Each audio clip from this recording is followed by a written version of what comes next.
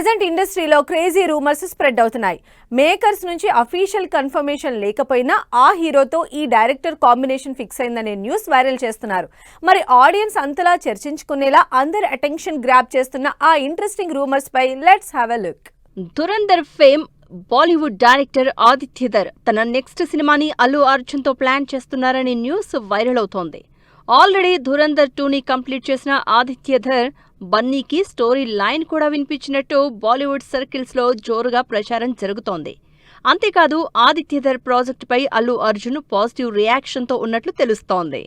అయితే ఓవైపు అట్లీ సినిమాని పూర్తి చేసే పనిలో ఉన్న అల్లు అర్జున్ నెక్స్ట్ సినిమాగా లోకేష్ కనకరాజ్తో కన్ఫర్మ్ చేశారు.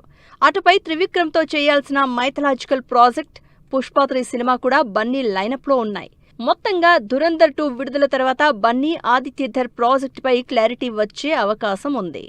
హీరో డైరెక్టర్ కాంబినేషన్ ఫిక్స్ అయిందని ప్రజెంట్ ఇండస్ట్రీలో వినిపిస్తోన్న మరో రూమర్ బాలకృష్ణ మార్క్ ఫేమ్ మలయాళ డైరెక్టర్ హవిష్ అదేని.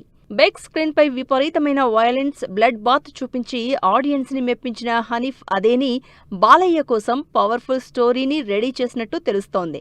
అంతేకాదు ఈ ప్రాజెక్టుని దిల్ రాజు ప్రొడ్యూస్ చేసే ఛాన్సెస్ ఉన్నాయనే టాక్ వినిపిస్తోంది. ప్రస్తుతం బాలకృష్ణ గోపీచంద్ మల్లినేని డైరెక్ట్ చేస్తోన్న పాన్ ఇండియా సినిమాతో బిజీగా ఉన్నారు.